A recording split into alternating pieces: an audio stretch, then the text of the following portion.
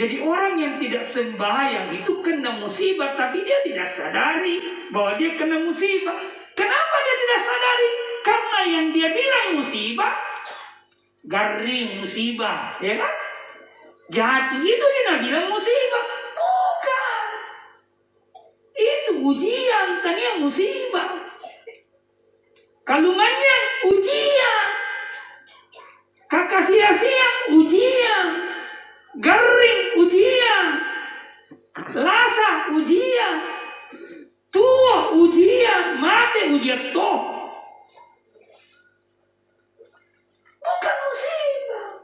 Musibah itu kalau keadaannya Bapak mau sehat, mau sakit, mau bahagia, mau miskin, mau susah, mau sempit, kalau itu tidak membawa kepada Allah dan tidak mendekatkan diri kepada Allah, itu yang dimaksud musibah.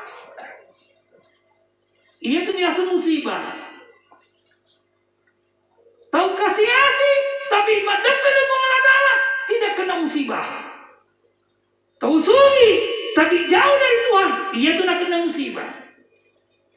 Tahu lasana, mengantar dia dekat kepada Allah, tidak kena musibah. Tapi tahu sehat, tapi sehatnya jauh dari Allah, ia tu nak kena musibah. Jadi faham dia sini ya, tiga dia musibah. Bismillahirrahmanirrahim. Alhamdulillahi Rabbil Alamin Alladhi khalaqal mauta wal hayata liyabluwakum ayyukum ahsanu amala wa huwal azizul ghafur. Asyhadu an la ilaha illallah wa asyhadu anna Muhammadar Rasulullah. Allahumma salli wa sallim wa barik ala sayyidina wa maulana wa habibina Muhammadin wa ala alihi at-tayyibin at-tahirin fi kulli lamhatin wa nafasin adada ma wasi'ahu ilmullah. Allahumma inni uqaddimu ilayka baina yaday kulli dhalika. Assalamualaikum warahmatullahi wabarakatuh.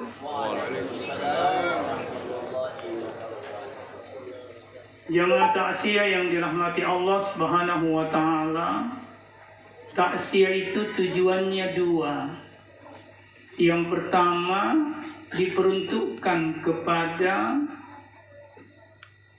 hamba Allah yang ternyata lebih dahulu sempurna waktu kehidupannya dia jalani, yakni dalam hal ini Ibu Nur Wahida. Karena itu saya ingin mengajak jemaah sekalian untuk menundukkan kepalanya dan kalbunya, memohon kepada Allah supaya beliau ditempatkan di sisi Allah pada tempat yang mulia bersama Rasulullah sallallahu alaihi wasallam. Ala hadhihi an-niyya ila hadratin nabiyil mustafa Rasulullah sallallahu alaihi wasallam.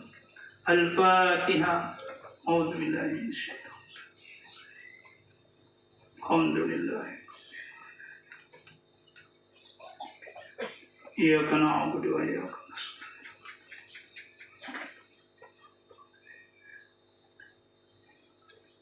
Bibarakatil Fatiha ala Nur Wahida. Al-Fatiha. Alhamdulillah. Iyyaka na'budu wa iyyaka nasta'in.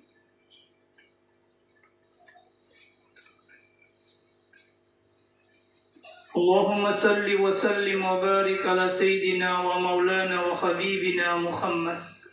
Allahumma ghfir laha dhunubaha wa afiha wa afu anha warhamha bi rahmatika ya arhamar rahimin wa tub 'alaiha innaka antat tawwabur rahim.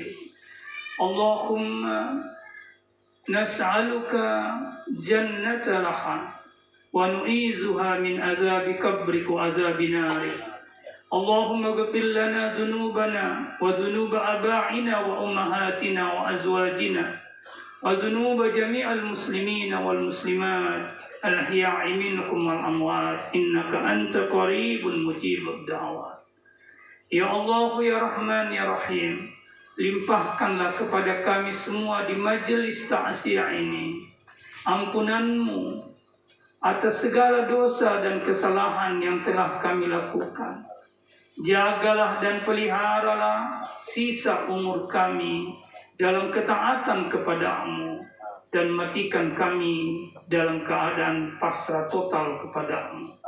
Rabbana atina fid dunya hasanah wa fil akhirati hasanatan wa qina adzabannar. Wa sallallahu alaihi wa alihi wasallam. Walhamdulillahi rabbil alamin. Terima kasih.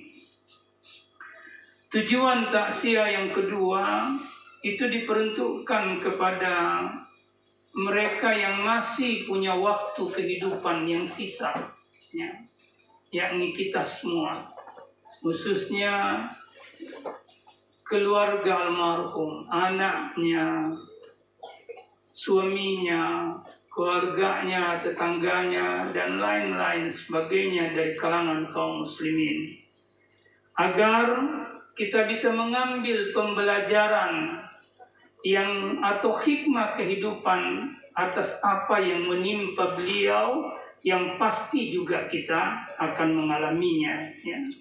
Tuhan sudah mengatakan di dalam Al-Quran, kullu nafsin sa'iqatul maut, semua yang berjiwa pasti akan merasakan kematian.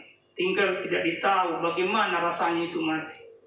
Tapi Ibunda Nur Wahidah ini sudah rasakan bagaimana itu mati. Jadi kita ini calon mati, ya, camat, ya, calon mati. Baik.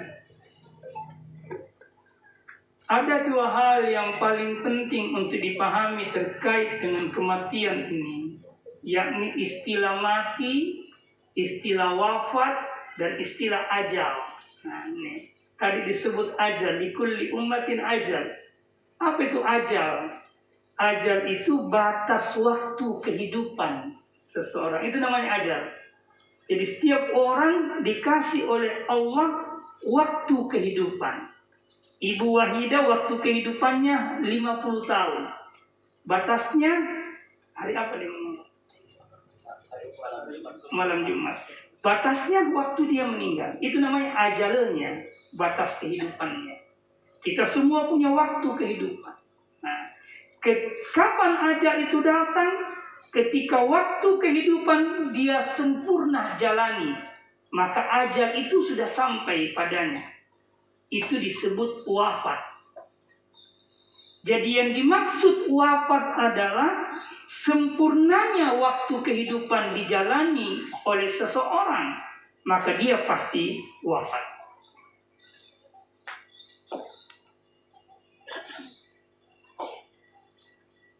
Sempurnanya rezeki yang telah ditetapkan oleh Allah untuk dia nikmati, itu dia pasti wafat. Berbeda dengan mati, Bapak sekalian, Ibu. Mati berbeda. Mati itu disfungsinya tujuan kehidupan. Itu namanya mati. Disfungsinya tujuan kehidupan. Tidak berfungsinya tujuan kehidupan. Saya kasih di contoh. Tanah yang tandus, tidak subur, itu disebut mati oleh Al-Quran. Kenapa disebut mati oleh Al-Quran? Karena dia tidak berfungsi untuk menumbuhkan tanaman. Maka dia mati. Sekarang saya tanya, apa fungsinya Bapak Ibu diciptakan? Pasti sudah tahu, untuk menyembah Allah.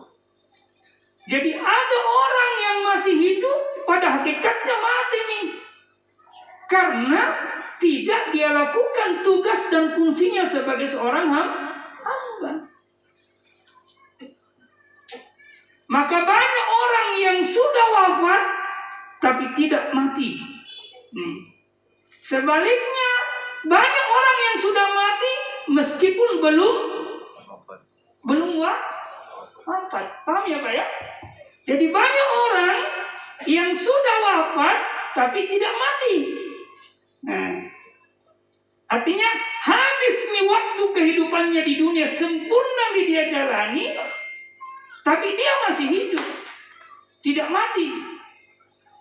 Quran bilang tuh, wala taqulu liman yuqtalu fi sabilillah amwat bal ahya. Jangan pernah kau berkata dan mengira orang yang di jalan Allah, terbunuh di jalan Allah itu mati. Tidak. Bal ahya, dia hidup. Bahkan Allah memberikan rezeki kepadanya. Nih. Jadi banyak orang wafat tapi dia hidup. Bagaimana dia wafat tapi dia masih hidup? Kalau selama hidupnya di dunia berfungsi tujuan penciptaannya, maka dia tidak pernah mati.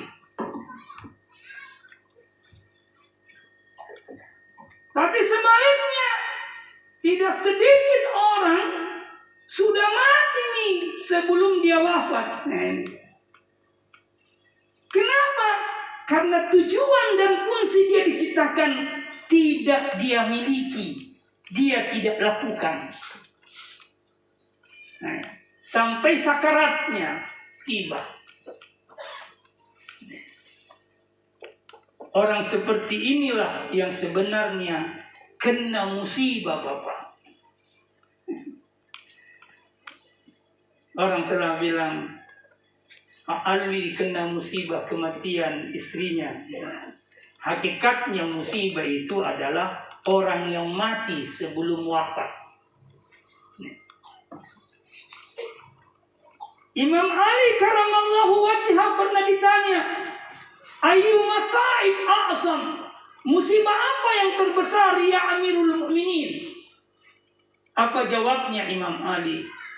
Musibatu fiddin, musibah yang mengenai agamamu. Apa yang dimaksud musibah yang mengenai agamamu? Kamu menjalani hidup dan kehidupan dunia, tapi agama tidak tegak dalam hidupmu. Itu yang dimaksud orang kena musibah. Jadi orang yang tidak sembahyang itu kena musibah, tapi dia tidak sadari bahwa dia kena musibah. Kenapa dia tidak sadari? Karena yang dia bilang musibah, garing musibah, ya kan? Jatuh itu dia bilang musibah. Bukan. Itu ujian, tanya musibah. Kalumannya ujian. Kakak sia-sia ujian. Garing ujian. Lasa ujian. Tua ujian, mati ujian toh. Bukan musibah. Musibah itu kalau keadaannya Bapak mau sehat, mau sakit, mau bahagia, mau miskin, mau susah, mau sempit, kalau itu tidak membawa kepada Allah dan tidak mendekatkan diri kepada Allah, itu yang dimaksud musibah.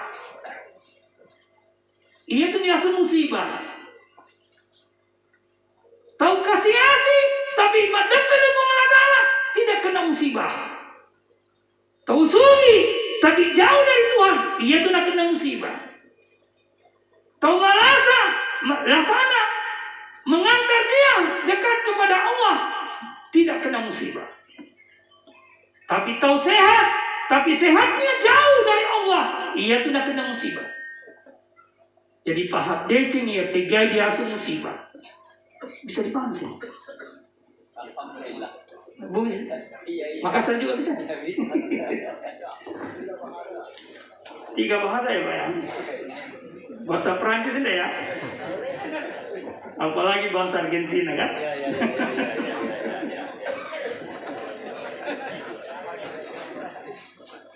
Iya. Jadi asabul masaib, kata Imam Ali, musibah terbesar adalah musibah fiddin, adalah musibah yang mengenai agamamu. Ketika agamamu tidak tegak dalam hidupmu, nak kena musibah itu. Itulah sebabnya Imam Ja'far As-Shadiq pernah berdoa, cucunya Nabi, anaknya, cucu cicitnya Imam Husain. Dia pernah berdoa seperti ini. Alhamdulillahilladzi lam yusibani fid din.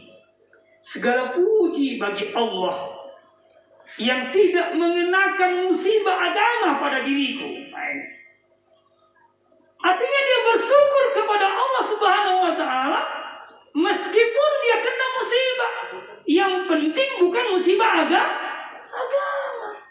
Tapi kalau musibah agama yang kena de cena, itu disebut musibah terbesar. Kenapa disebut musibah terbesar? Karena sama sekali pada musibah agama itu tidak ada sedikit pun kebaikannya. Tidak ada. Maka disebut musibah terbesar. Quran bilang musibah kematian, musibatul maut.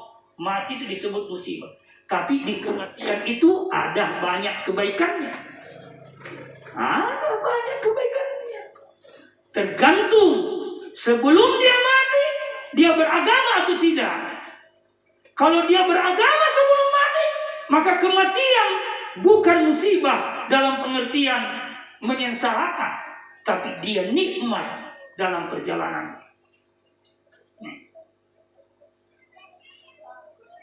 Apa buktinya? Quran bilang begitu.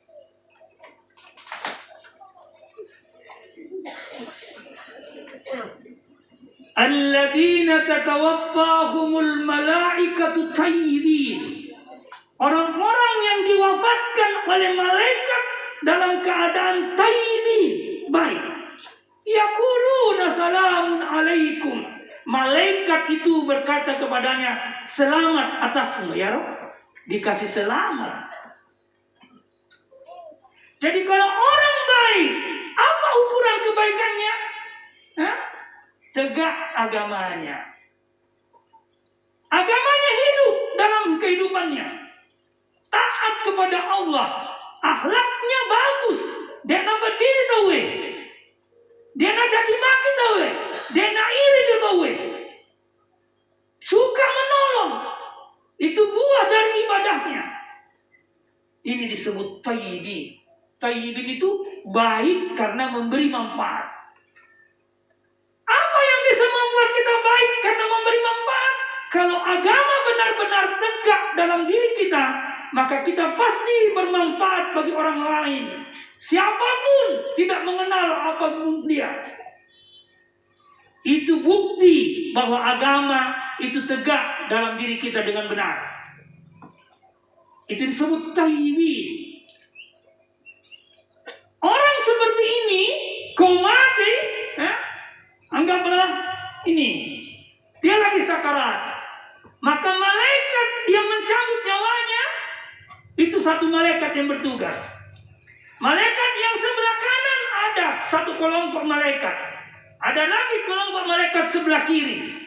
Ada lagi kelompok malaikat yang datang kepadanya berkata, salamun alaikum. Keselamatan atasmu. Padahulul jannah bima kuntum ta'amalun. Ta'amalu di surga. Di baitas surga. Di baitas surga. Kira-kira dia nama Jawa? Kira-kira tidak bahagia menghadapi kematian? Bahagia, ya. Saya kasih contoh. Saya berdiri di sini. Ini di Lino ini. Ini ruangan ber-AC. Atau ruangan panas dulu. Ini ruangan panas sekali. Atau dari luar panas sekali. Panas sekali berkeringat. Tiba-tiba masuk ke ruang, dapat ke ruang, mau pingsan. Dapat ke ruangan ber-AC. Kira-kira bahagia gitu? Begitu pun itu orangnya sakarat. Sakarat itu mabuk karena proses pencabutan nyawa. Tapi tiba-tiba ke malaikat, suruh ke onrommu. Maka tidak terasa itu sakit. Maka dia tersenyum. Ya kan? Tapi Kalau orang yang hidup selama hidupnya tidak tegak agamanya, Al-Quran mengatakan, walau tara isyatawaffal ladina kafaru, sekiranya engkau melihat Muhammad, bagaimana orang-orang yang tidak taat beragama itu mengalami kematian. Al-malaikatu yadribuna wujuhahum wa adbarahum. Malaikat menghantam mukanya dan punggungnya. Lalu dikatakan, zuku adzabal hariq, rasakan neraka ini. Ini paitan neraka. Kira-kira macawai kira-kira apa?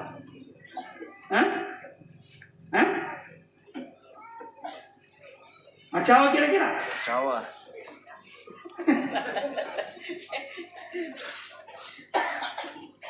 Pasti menang. Pasti menang. Belum lagi pukulannya. Yadribuna wujuhahum wa adbarahum. Malaikat menghantam mukanya, menghantam belakangnya. Mapeti. Napa dipaitan neraka? Tanpa mapeti sih. Sudah makin dipukul malaikat. Maki.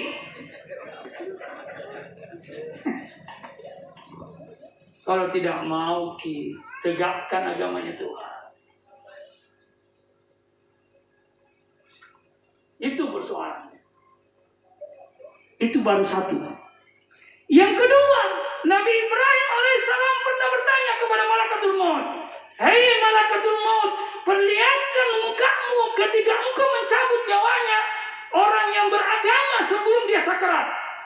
Dan perlihatkan juga wajahmu ketika engkau mencabut nyawanya orang yang tidak taat kepada Allah Subhanahu wa Ta'ala.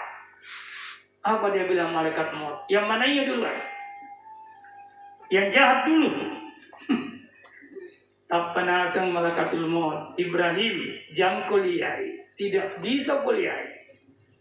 Kalau orang yang jahat saya cabut nyawanya, jam kuliah.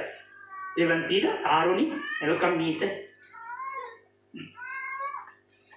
Nasi malakatul maut kita nih, dia cabut. Ternyata Bapak sekalian, itu malakatul maut kalau dia cabut nyawanya orang yang jahat, yang tidak taat kepada Allah, sangat menakutkan. Sampai-sampai Nabi Ibrahim pingsan. Saking takutnya. Nak dia. Apalagi ini. Maka ketika Nabi Ibrahim siuman, dia bilang, sebenarnya malakatul maut tidak perlu neraka. Wajahmu saja lihat sudah tersiksa nih. Apalagi neraka nih. Tapi nasi malaikat, bagaimana kalau kau cabut yang baik, yang taat beragama? Nasi malaikat kita, kalau ini kau lihat Ibrahim, maka dia cabutlah, perlihatkan wajahnya malakatul maut ketika dia cabut orang yang baik. Apa yang terjadi? Menyenangkan sekali wajahnya malakatul maut. Ibrahim berkata, tidak perlu surga, itu sudah kenikmatan melihat wajahmu yang cantik. Saya kasih contoh sehari-hari. Biasa enggak kita merasakan bagaimana menikmatnya melihat anak-anak yang tanpa dosa itu menggemaskan sekali di perut. Biasa gitu? Biasa ya? Biasa tongki. Baru namanya di kelingar, lari nih. Biasa ya? Biasa di? Baru namanya didengar, lari nih. Saking takutnya. Itu contoh. Orang yang baik kalau dia meninggal, ruhnya disambut sama malaikat sebelah kanan. Kenapa? Harum baunya dibawa naik ke langit. Sebaliknya orang yang jahat, busuk baunya diambil oleh malaikat kiri sampai di langit pun dilempar kembali. Para malaikat bilang, siapa itu botol sekali baunya. Yang baik tadi, siapa itu harum sekali baunya. Sekarang kita pilih nih Bapak, yang mana kita mau suka? Mati dengan wajah malaikat yang menakutkan atau yang menyenangkan? mati dengan dipukul malaikat sebelah depan belakang dan diperlihatkan neraka, atau justru dibilangi sama malaikat salamun alaikum dan diperlihatkan surga. Bapak ibu yang tentukan mulai sekarang. Kita yang tentukan. Si paressa mi kalenta. Dek, berapa umur tak? Kutanya Ki karena masih muda Ki. Kalau yang tua kutanya tidak mau bilang. Berapa? 32. Kira-kira itu umur tak? Bukan umur ya. Waktu kehidupan tak berarti 32 ya? Atau saya mau deh aku kasih contoh. Kira-kira anaknya waktuku ya 50 ke atas. Atau siapapun yang di sini yang 50 tahun, 60 tahun, 70 tahun dan sebagainya. Jadi waktu kehidupan yang kita sudah jalani, ada yang sudah 20 tahun, nih, ada yang 30 tahun, ada yang 40 tahun, ada yang 50 tahun, ada yang 60 tahun. Dia sudah lewati itu. Masih ada sisa waktunya. Aku tak nama kiri kalenta. Kira-kira injo waktu kehidupan jadi usia atau jadi umur. Nih. Jadi usia atau jadi umur. Aku tak nama. Apa bedanya usia dengan umur? Usia itu waktu kehidupan dijalani dengan sia-sia. Dosanya banyak. Dosanya banyak. Tidak taat kepada Allah. Jauh dari masjid. Jauh dari ulama. Maka ada orang umurnya 60 tahun mina lewati. Usianya ya, waktu kehidupannya 60 tahun mina lewati. Tapi umurnya baru 10 tahun. Jadi 50 tahun usia. Kira-kira bapak begitu berapa? Bapak berapa? Ibu berapa? Kita pun yang tahu. Berapa yang jadi usia, berapa yang jadi umur.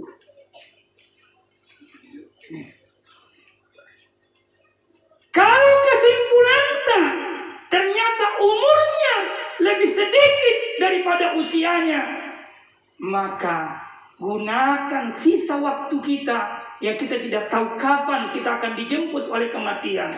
Perbanyak taubat kepada Allah Subhanahu wa Ta'ala. Gunakan memang nih Pak, sebelum tak menyesal. Gunakan memang nih. Itulah sebabnya Allah berfirman di dalam surah Ar-Rum. Allah bilang, "Fa'atim wajhaka lid-dinil qayyim min qablu an ya'tiya yawmun la maradda lah." Itu. Min Allah. Kata Tuhan, tegakkan agamaku yang lurus sebelum datangnya suatu hari yang tidak bisa kau tolak. Hari apa itu? Hari kematian. Nih. Jadi Tuhan bilang, Pak ente memang bisa membayangkan, Pak ente memang agamaku sebelum datang kematianmu.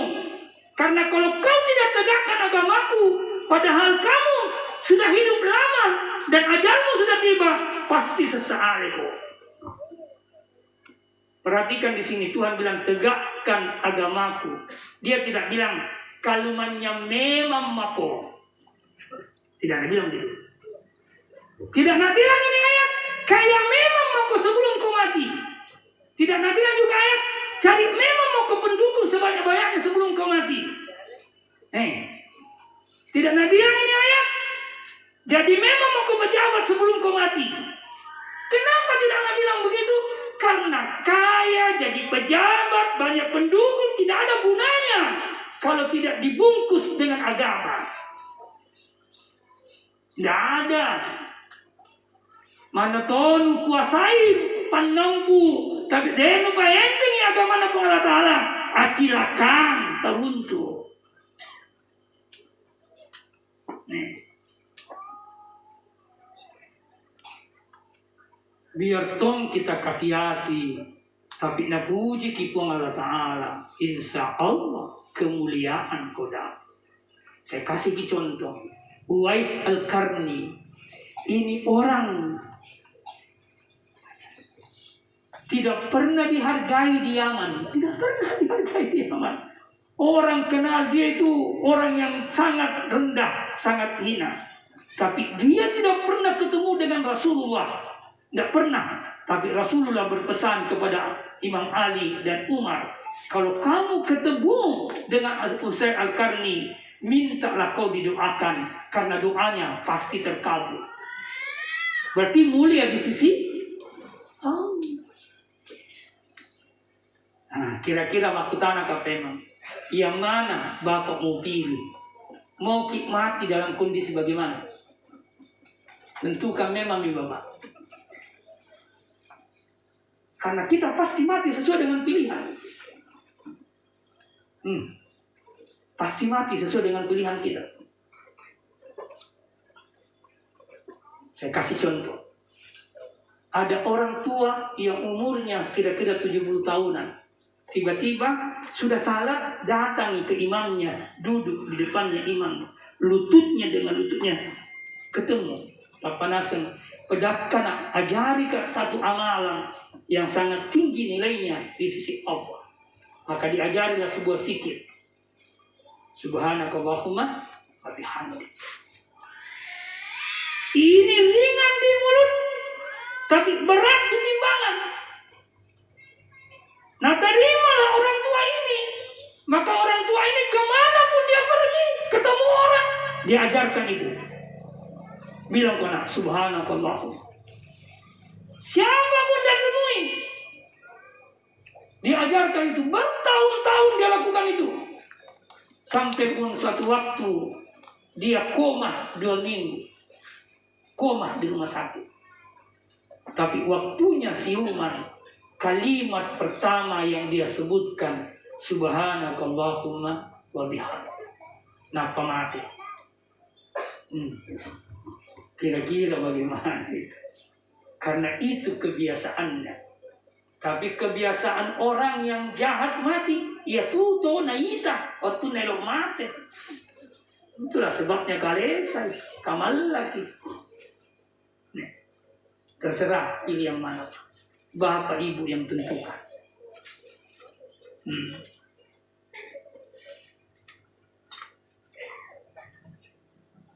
21:14 ini.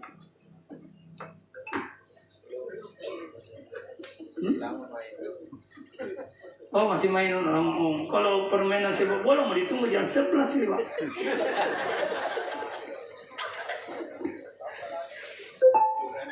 Itu yang kedua Bapak sekalian, saya ingin mengajak merenungkan ini. Kalau masih, maaf ini tabe lompo, kita itu tertipu banyak secara fisik. Karena saya itu ibu-ibu, bukan saja ibu-ibu, bapak-bapak juga, yang selalu nak urus tubuhnya. Gamara, nangai pun nikah gamara na. Bu, kalau dibilang jelek na marah. Marah Bu. Sama bilang.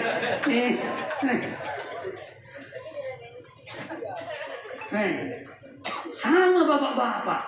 Sibuk urus tubuh. Itu hukumnya tubuh, Pak. 3. Pertama, kata Al-Quran, Allah menciptakan kalian min da'ufin, dari titik lemah. Lalu Allah menjadikan yang lemah tadi menjadi kuat. Tapi setelah kuat dikembalikan lagi menjadi lemah. Itu hukumnya fisik. 50 tahun asam uratnya kambuh, kolesterolnya tinggi. Ada semua, masih makan daging, enak. Tapi waktunya muda, kan kita mulai semua dari anak-anak. Kalau kita umur 5 tahun, 0 tahun sampai 5 tahun disebut balita, pun dengar ruki, bakti toto anta, mari makin ngaruh. Nah sahabat terlindung. Tapi puna masuk makin 17 tahun mulai makin kasar. Puncak kekuatan 40 tahun. Nih. Maka di umur 17 tahun sampai 40 tahun, kalau bapak jadi dapat masalah, jarang panggil orang tuanya. Ya kan? Karena sudah bisa atasi. Tapi kalau 50 tahun, lagi 40 tahun ke 50 tahun, mulai lemah. 60 tahun, tambah lemah. 70 tahun, tambah lemah. 80 tahun, lemah sekali. 90 tahun, lanyak nih. Sekarang pertanyaan saya, waktu tak kecil, siapa yang menutupi dan melindungi kelemahan itu? Orang tua. Tapi waktu tak tua, siapa yang bisa melindungi kelemahan tak? Siapa? Anak tak. Saya termasuk orang yang menyesal. Waktu ibu saya mau meninggal, dia bilang sama saya, bermalam mau kena. Lalu saya bilang, cucu tamat dan tidak ada yang antar sekolah. Ternyata 3 hari setelah dia bilang begitu, beliau wafat. Jam 2 malam Jumat, jam 2. Dia suruh panggil sebentar sembahyang, saya punya bapak. Nah kena poso. Kemudian disuruh panggil saya, bapakku bilang, jangan mau kepanggil anakmu, jauh sekali. Padahal tinggal di Laut Din saya di Tamalan Rea. Sudah 1 minggu sebelum dia meninggal, nesemi kalenda, kenana, ambani-bani ke pengajaran. Karena 1 minggunya itu, Jumatnya, hari Kamis, hari Rabu, hari Senin dia minta izin. Saya bilang dia bilang mau kak pulang ke Bantaeng. Saya bilang jam lagi pulang ke Bantaeng karena baru-baru keluar rumah sakit. Dia bilang tidak. Saya bilang kalau bilang begitu tidak bisa lagi. Pulang ke Bantaeng. Ternyata di Bantaeng dia pergi keliling ke seumurannya untuk kemudian minta maaf. Hari Jumat dia ke Makassar lagi. Ipar saya bilang, naik lagi sini tante. Nah, iya, naik jangan boleh main rini, tapi marahi suasana. Ternyata Jumat depannya dibawa ke Bantaeng dalam keadaan menjadi mayat.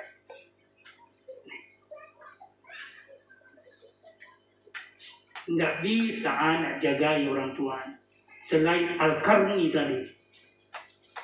Banyak duduk alasan itu, Pak. Nah, kalau begitu apa yang bisa menutupi kelemahan tubuh di waktu tua? 1 Pak, kesucian hati, kesucian rohani. Kalau ini kita miliki, insya Allah masa lemah di waktu tua tidak berpengaruh, tidak kita sesali, tidak kita keluhkan, tidak. Karena didukung oleh kekuatan hati. Itulah sebabnya Nabi Tanah bilang begini dalam hadisnya. Al-abdul muslim, hamba yang muslim, idza balaga arba'ina sana, kalau sudah cukup umurnya 40 tahun, lalu dia masih hidup di umur 40 tahun itu, khaffafallahu hisabahu, akan diringankan hisab amalnya. Artinya apa? Amal baiknya lebih banyak daripada amal buruknya. Kalau dia mati pada waktu itu, maka insya Allah hitungannya ringan di akhirat. Kalau umurnya 40 tahun. Lalu Nabi bilang, idza balaga sittina sana, kalau sudah sampai 60 tahun, razaqahumullahu al-inaba ilaihi. Allah memberikan rezeki kepadanya. Apa rezekinya? Selalu kembali kepada Allah. Semua urusannya dia kembalikan kepada Allah. Mau sakit, kembalikan kepada Allah. Mau sehat, kembalikan kepada Allah. Mau susah, kembalikan kepada Allah. Mau bahagia, kembalikan kepada Allah. Maka sedini nafau dalam setiap keadaannya, semuanya alhamdulillah. Kalau sudah 60 tahun. Kalau sudah berumur 70 tahun, kata Nabi, idza balaga sab'ina sana, ahab ahabbahu ahlus sama. Penduduk langit mencintainya. Siapa penduduk langit? Para nabi, para wali, orang soleh, para malaikat.